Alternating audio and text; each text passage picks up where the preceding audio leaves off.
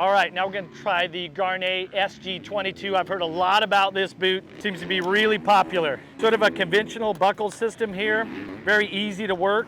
This Gaerne SG22 is a 43 European. That makes it a 9 US, and the 9 US feels a little bit too big for me. I'm gonna throw a street sock on to make it fit a little better.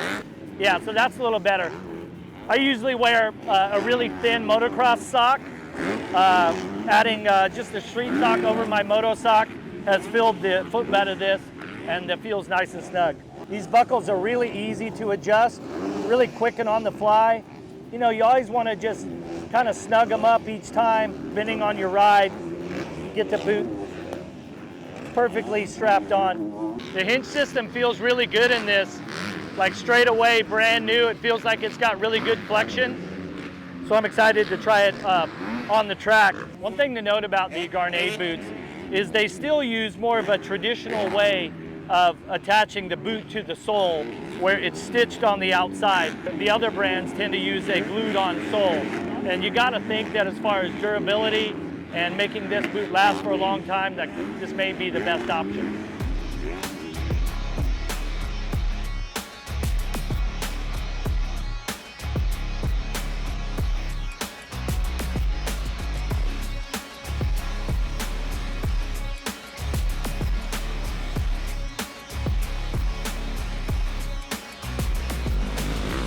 All right, so my first impression of the Gaerne SG22, you know, it being more of a traditional type build, I was a little bit skeptical about the flexion and extension of the ankle, especially on the extension, like when you go to push the rear brake.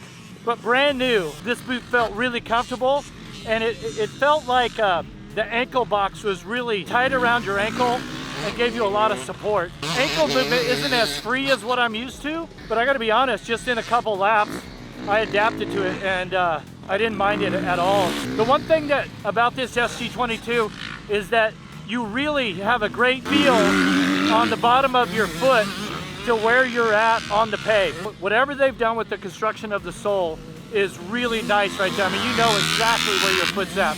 It's pretty cool.